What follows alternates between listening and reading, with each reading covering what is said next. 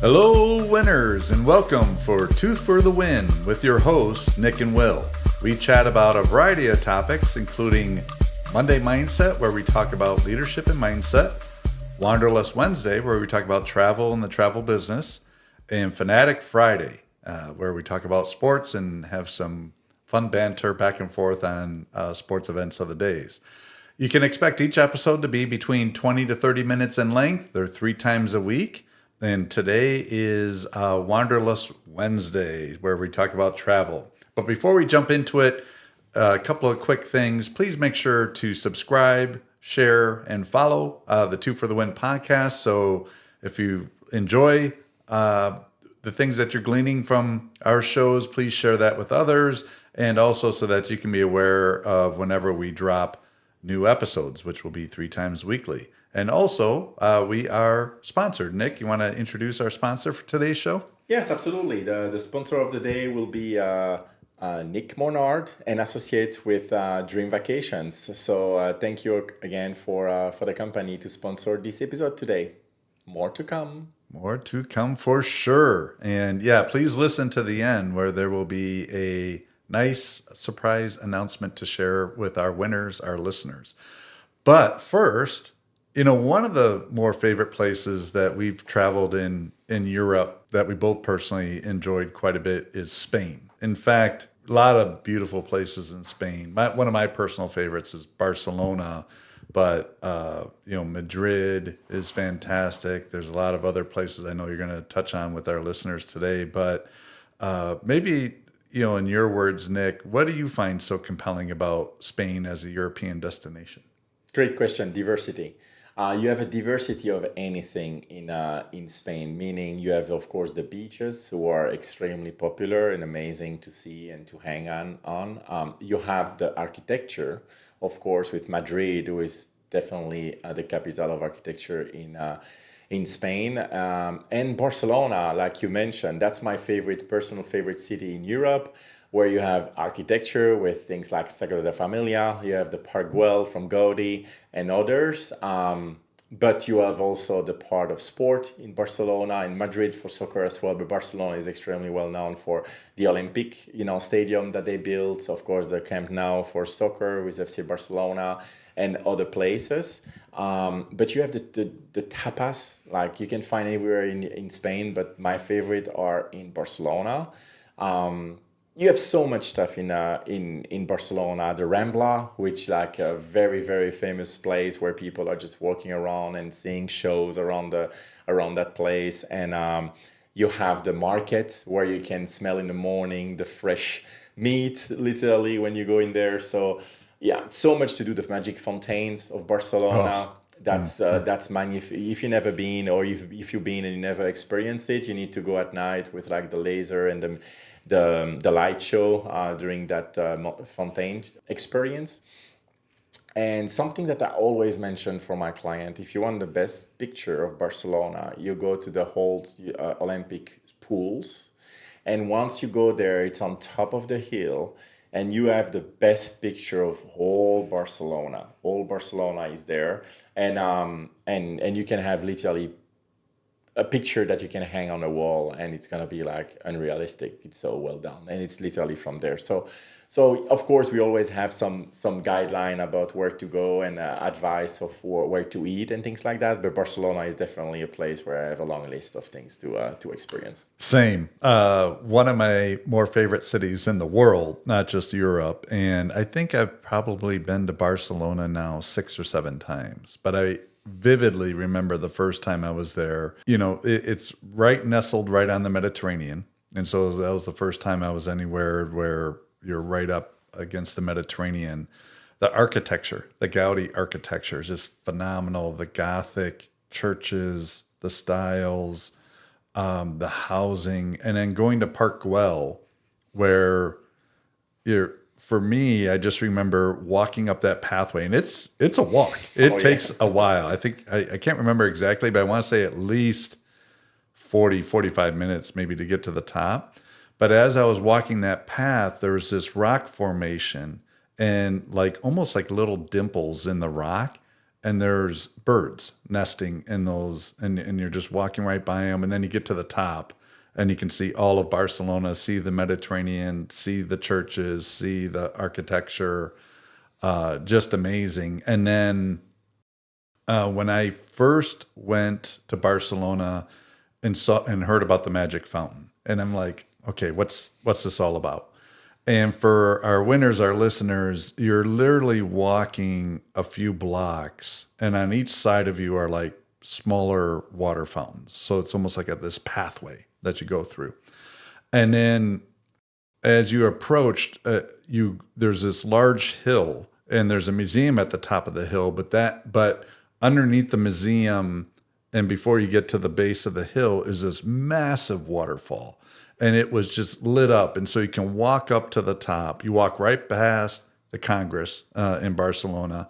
And I remember sitting at this top ledge with my feet hanging over in the waterfall and looking over the main area of the city and how beautiful it was.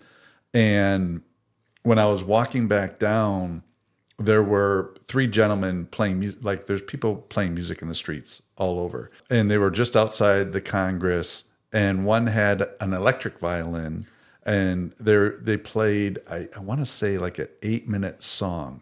And I remember in that moment being overwhelmed with gratitude. Like, I'm really seeing this. Like, this is amazing. The song was phenomenal. Seeing the lit up fountains at the Magic Fountain was unbelievable, and all the architecture. And I fell in love with Barcelona. And yes, the food.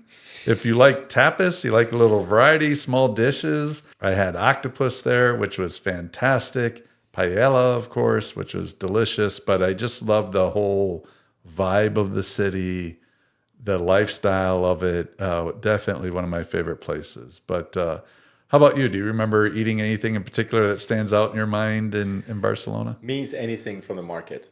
Yeah. So in the morning, you go to that specific market who opens, I think it's Wednesday and Friday morning. And I go there at 6 a.m.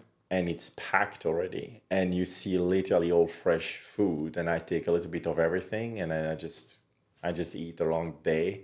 And then, like you mentioned, you go anywhere, you sit down, and they really bring like little tapas left and right. And you end up with tons of little plates of one or two dishes. And it's different, but it's just fantastic to experience. And then when you say for the Fontaine, I agree. And then you have the Matador Stadium just at the end. So I mean, I'm not supporting or doing anything for Matadors, but it's very popular, of course, in Spain and Barcelona. And I experienced that one time. It's insane, the kind of passion that people have to go to those kind of events as well. And it's something you need to experience one time in your life, because it's different, and it's a culture thing. And you need to appreciate any kind of culture, I believe, even if you don't particularly want to have it maybe where you live, but it's a good thing to experience one time there. So definitely Barcelona. I mean, I cannot say enough. Of course, you have the massive port there. So you have a bunch of big crews leaving from Barcelona. So if you live here, if you're listening from the US, a lot of our clients are willing to experience the Mediterranean. And so they can go from Barcelona and go anywhere to south of France, Monaco. They can go anywhere to Italy, Rome, Capri Islands, Florencia, anywhere they want. And of course, going to Greece also from there. So those are very famous destinations. But people always tell people, if you fly to Europe and you take a Mediterranean cruise, you need to stop at Barcelona at least 3 nights. You will not regret it. And I never had one time a client coming back and said, I shouldn't have stayed. Usually it's like, I should have stayed longer.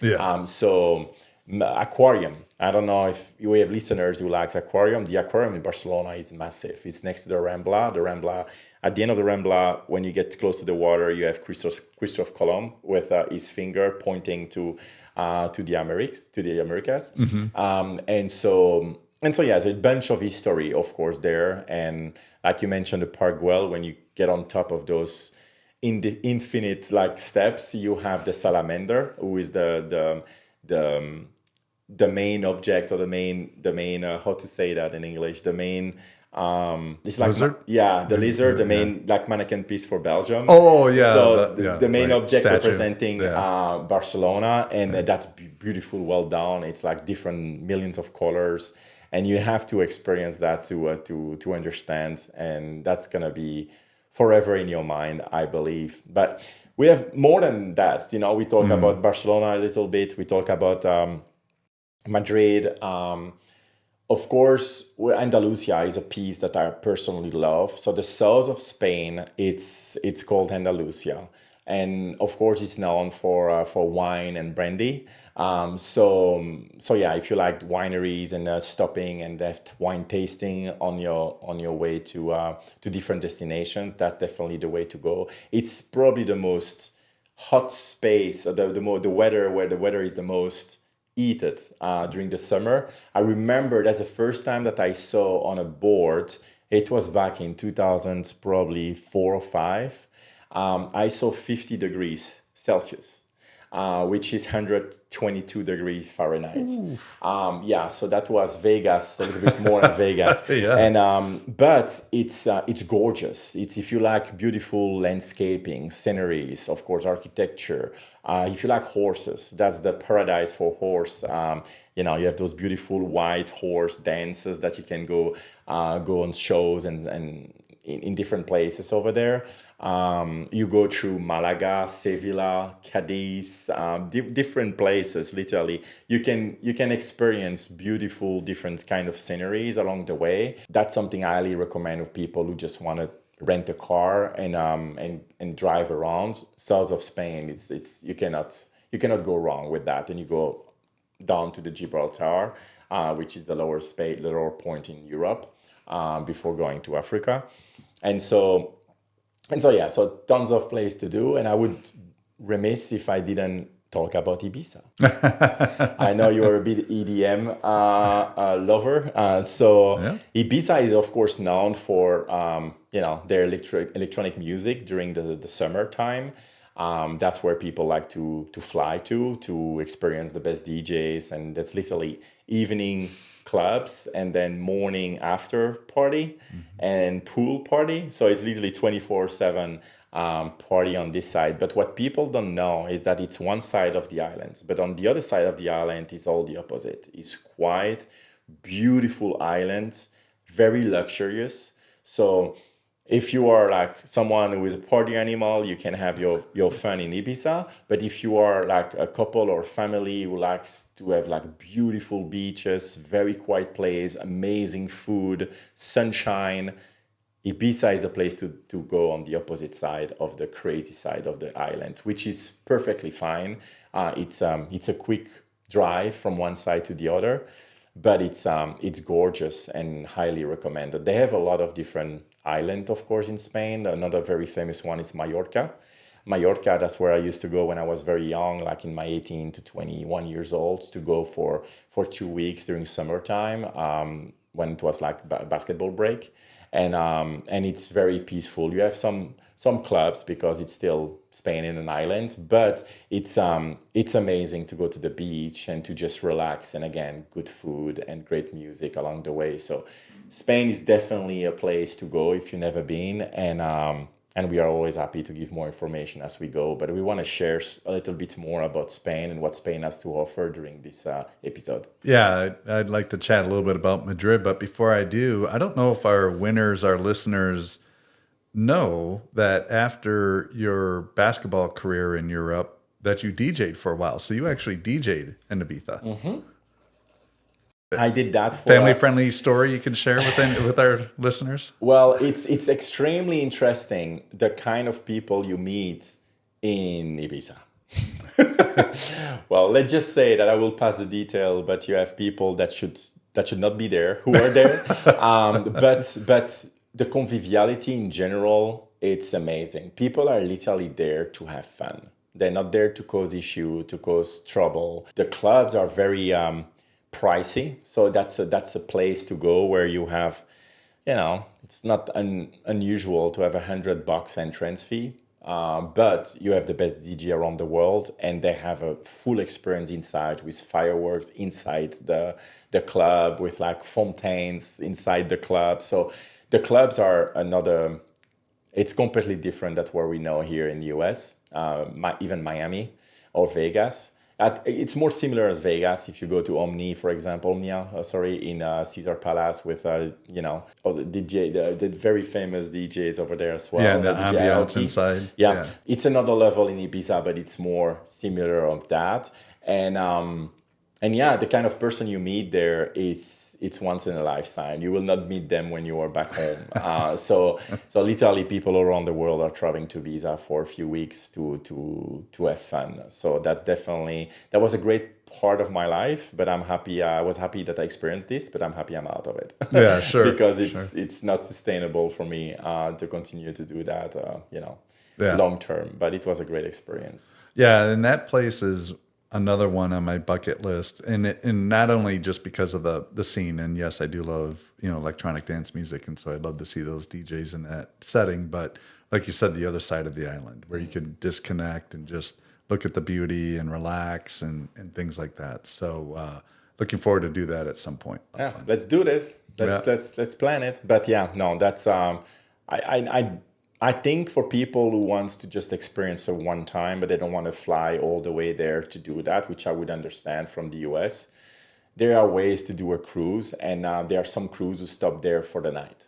So you can experience, and you stop there at 8 a.m. and then the day after at 4 p.m. you sail back. So then you can experience Ibiza at night. So that's the reason why some cruise line are stopping for the whole night, so people can experience it without having to have the trouble to be there for 2 weeks. Yeah, exactly. That may be pricey and not very healthy.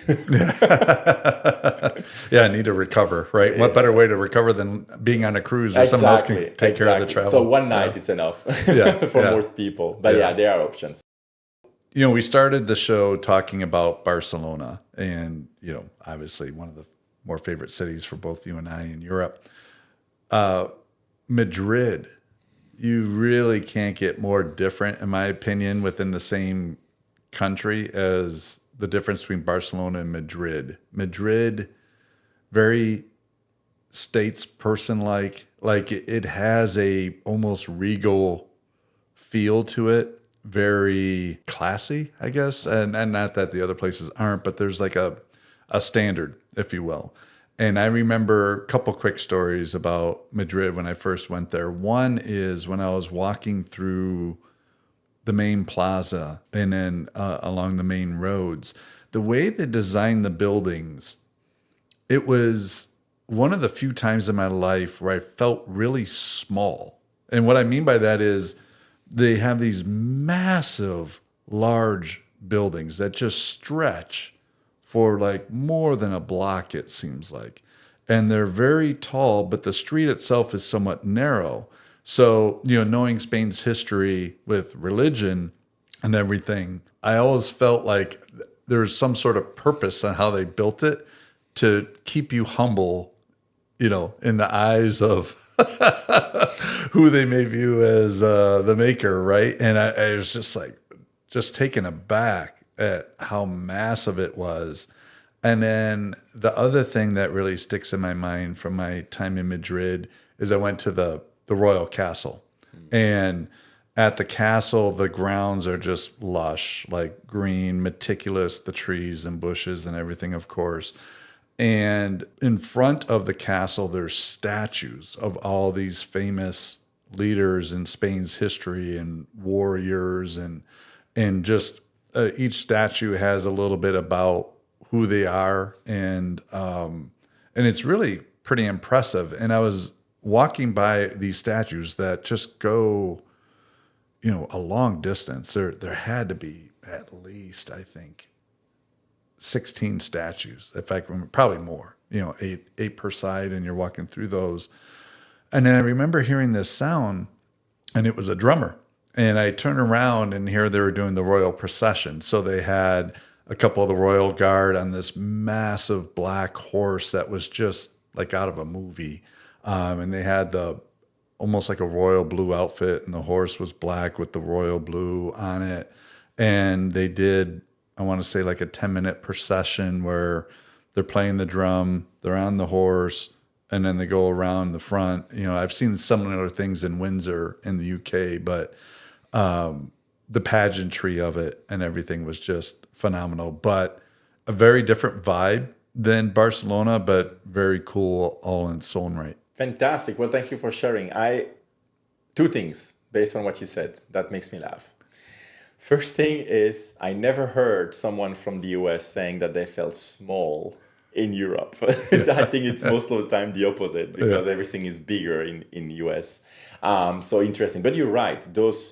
If you've never been to Europe in general, but definitely Spain, Italy, and Greece, I would say, those streets are so small. You can barely walk in there, or even the streets where you have like car going, like those car, like you have like inches on each side to go through. So that's very different. That's what we know here when everything is wide and large and bigger.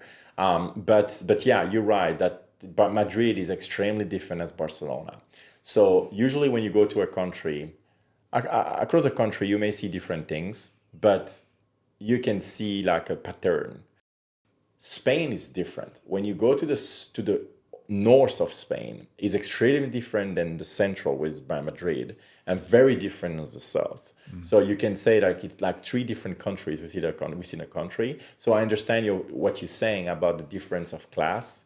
I would say it's very similar as Italy between Milan and Rome, for example. When you have Milan, it's like the capital of mode, like everything is very classy and everything, and Rome is the opposite. It's like everything goes. So I would say Madrid is extremely the style of Rome in that perspective. Is people are dressed a lot differently than Barcelona is usually short shirt and a polo and Madrid is like more pants, like a very nice shirt, like button-up shirt, even though it's super hot during the summer.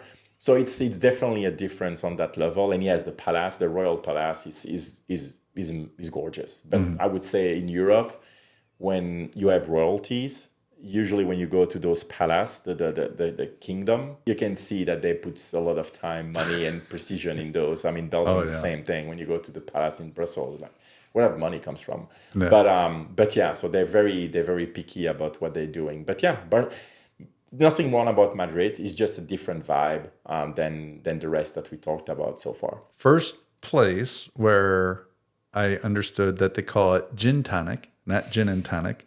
And I actually had matcha gin and tonic. So it's gin with matcha tonic.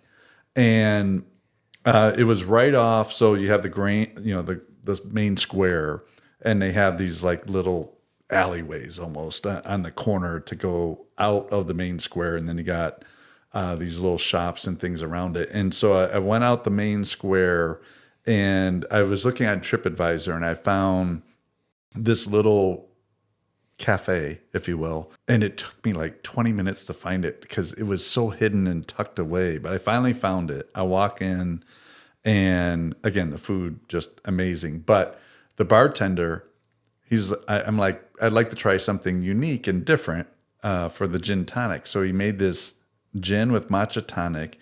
It literally took him like 8-9 minutes to make this drink. Wow. Like he had the spoon and he's pouring it over and just a real artist with the drink. And I tried it and I swear I drank that thing in like 45 seconds. I felt so guilty because it took him so long to make it, but it was just absolutely delicious. And I ordered another one, but I couldn't get matcha tonic in the States. I looked at different stores and online. And fortunately, we have a friend that we know who lives in Barcelona, and she was kind enough when I went to visit at a future time. I told her the story, and she got me the matcha tonic bottles and had them all wrapped up, nice. So I was able to bring back. So, but if you want something a little different and you like to drink alcohol in Spain and particularly Madrid, gin tonic with matcha, quite tasty, I found. I will have to try that. I never tried this, and I love trying different kind of mixtures. So that's good. And you're right, like gin tonic